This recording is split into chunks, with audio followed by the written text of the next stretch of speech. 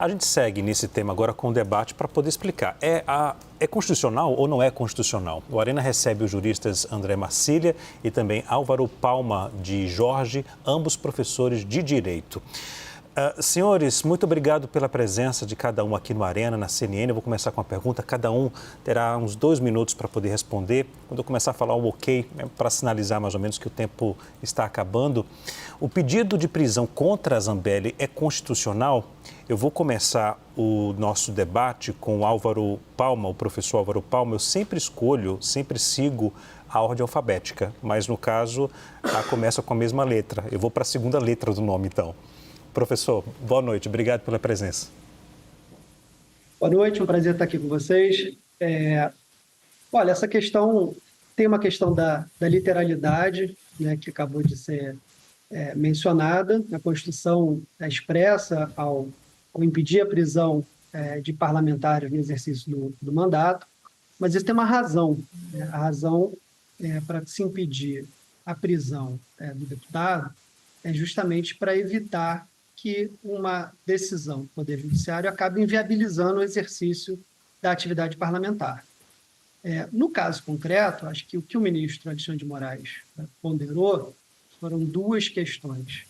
A primeira questão foi o fato da deputada indicar expressamente que não seguiria no exercício do mandato, na medida em que manteria no exterior para tratamento, mas dizendo expressamente que faria um pedido de afastamento, de modo que acho que essa foi o racional do ministro para entender que não haveria risco ao exercício do mandato da deputada.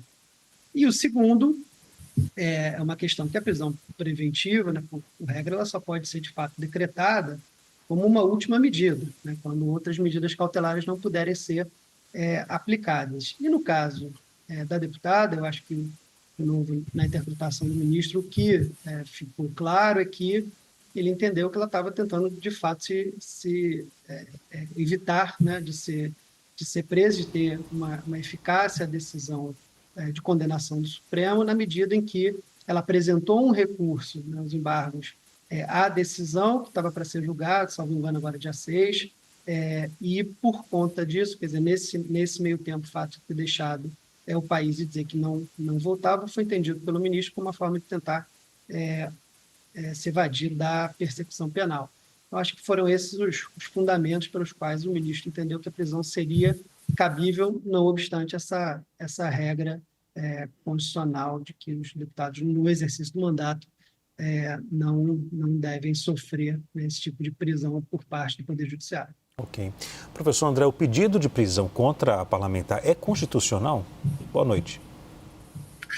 Boa noite, Leandro. Boa noite, meu colega, toda a audiência. É inconstitucional, por completo. O pedido de prisão preventiva, de fato, pode ser feito para se assegurar a aplicação da lei penal e é de se discutir se houve, de fato, isso precisa estar concreto, se houve uma fuga, e parece que isso ainda é algo a se discutir, bom, isso poderia inviabilizar a aplicação da lei penal. Agora, qual é a razão, por exemplo, de se cercear as redes todas sociais da parlamentar? Isso assegura o quê? Qual é assegura a aplicação de quê? Quando você impede que ela tenha todas as redes sociais, inclusive a dos próprios filhos, censuradas. Isso é censura prévia. Agora, veja, a inconstitucionalidade, ela está expressa no artigo 53, parágrafo 2º da Constituição, não é de qualquer lei, é da Constituição.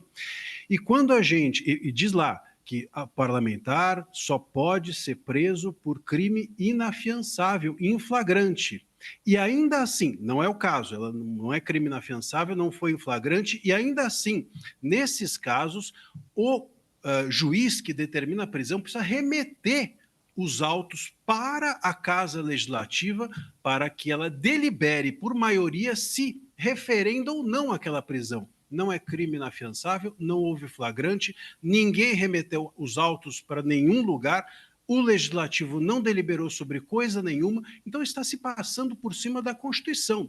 E veja, a gente vai decretar uma prisão preventiva para assegurar a aplicação da lei penal, e aí, por conta disso, a gente não assegura a aplicação da Constituição. Então, o ministro Moraes, para segurar a aplicação de uma lei penal, não assegura a aplicação da Constituição. Isso é totalmente descabido, totalmente inconstitucional e, infelizmente, a gente tem percebido que mais uma prerrogativa aqui do Congresso, que é deliberar sobre os seus próprios pares, está sendo violada pelo STF. Agora, professor André, a ida da deputada Carla Zambelli para outro país, depois de ter sido condenada, faz da parlamentar uma fugitiva da justiça? Pois é, não faz automaticamente você sair do país uma fugitiva. Para você ser um fugitivo, você precisa estar impedido de sair do país. E não era o caso, ela está condenada, sob recursos ainda. Agora, não há um impedimento, senão, inclusive, ela não poderia ter saído. Então, a gente precisa aqui, primeiro, caracterizar. Eu não posso pressupor a fuga, eu não posso pressupor que a pessoa não vai voltar, eu não posso pressupor que há um ilícito na saída do país, e não posso pressupor que ela vai começar a atacar o Estado, que foi a justificativa do ministro Moraes, para, inclusive, mandar suspender as redes sociais. O direito, ele não é pressuposto, o direito ele é aplicado em concreto. Se você tem dúvida e você é um juiz, você deve buscar se nutrir de outros elementos mais para poder aplicar com segurança e solidez e robustez a sua decisão. Professor Álvaro, a ida da deputada Carla Zambelli para outro país, depois de ter sido condenada, faz da deputada uma fugitiva da justiça?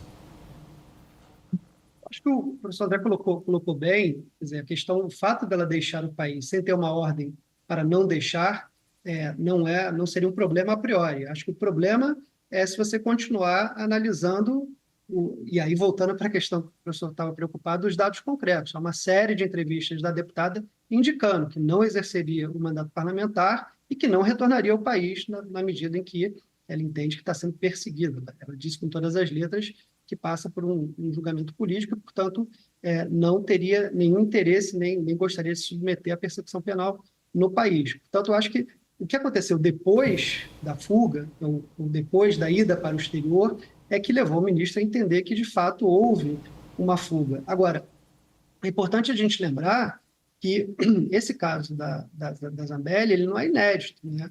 Já houve uma série de pedidos de prisão, independente dessa regra constitucional, como do próprio Eduardo Cunha, do Delcídio, que flexibilizaram essa regra justamente porque o conceito constitucional que está por trás dessa regra não é a proteção propriamente da pessoa, é a proteção do mandato parlamentar. Ou seja, por conta da ideia de separação de poderes, você não permite que o judiciário acabe impedindo o exercício de uma atividade legislativa por alguém legitimamente eleito, né, pelo seu eleitorado para representá-lo. Na medida em que ela abre mão, e ela declara isso expressamente, que não exerceria o mandato parlamentar, que pediria licença, e, a partir disso, indica que não vai se submeter à jurisdição brasileira, eu acho que esses foram os elementos de convicção que levaram o ministro a entender que não há inconstitucionalidade nessa prisão. Agora, professor Álvaro, a derrubada de perfis da deputada e de familiares se justifica?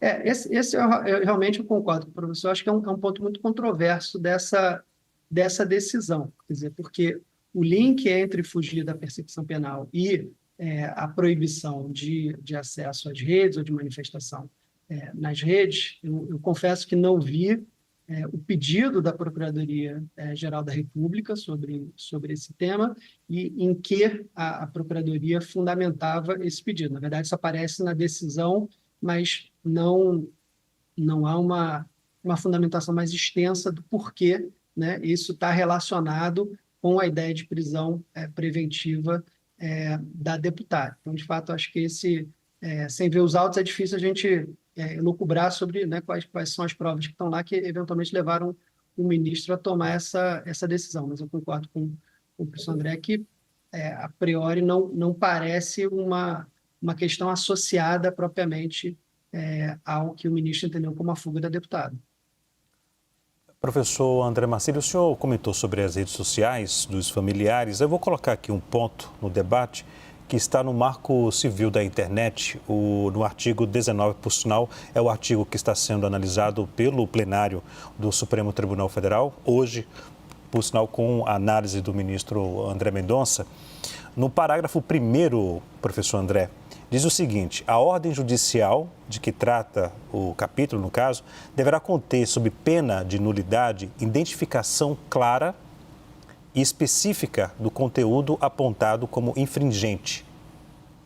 Como é que o senhor analisa isso? Para poder, uma derrubada de perfil de alguém tem que estar embasado com esse trecho do Marco Civil da internet ou não? Pois é, Leandro, e você pescou bem, né? O artigo 19 exige, portanto, que você identifique o trecho ou o link ou a URL a ser derrubada. E nem é o perfil, né? A gente está pensando aqui no trecho ou, enfim, naquele ato ilícito que foi escrito. Agora, a gente está expandindo e passando a entender a inconstitucionalidade do artigo 19 já há um bom tempo no Brasil. Hoje está se julgando se o artigo 19 é inconstitucional, mas para as decisões do STF, o artigo 19 ele vem sendo inconstitucional há muito tempo, não por ausência de decisão judicial, mas por se tratar de decisões judiciais totalmente inespecíficas. Conteúdos vêm sendo derrubados de baseada, perfis vêm sendo suspensos e bloqueados, pessoas vêm sendo digitalmente banidas do país ou das redes sociais há muito tempo, na verdade há 6 anos, desde que começaram os inquéritos, inicialmente o inquérito das fake news, o 4781, em 2019. E isso viola toda a arquitetura do artigo 19 e traz insegurança jurídica para o jogo. Aqui, o pior nem é apenas as redes dela terem sido derrubadas no prazo, veja, de 2 horas. Então, as plataformas são obrigadas a derrubar em 2 horas, sob pena de R$100 mil de multa, como ela também fica impedida de usar redes de terceiros. Até a rede social do filho dela foi determinada a derrubada, o que é algo que viola também a Constituição, viola o artigo 5º, que diz claramente que a pena não pode ultrapassar a pessoa do condenado e que ninguém pode sofrer uma pena sem um devido processo legal. O filho dela não tem nenhum processo contra si, não pode ser apenado. Então a gente está diante de uma série de irregularidades e quando você bloqueia, a essência do bloqueio de um perfil, Leandro, é que você impede a pessoa de se manifestar para sempre. Então, se você suspende a rede de alguém, você suspende o ilícito e o possível lícito que a pessoa vai cometer. A licitude e a ilicitude, tudo está suspenso. Portanto, isso a gente no Brasil chama de censura prévia e o próprio STF proibiu censura prévia quando julgou a DPF 130 e agora volta atrás e vem voltando atrás há algum tempo.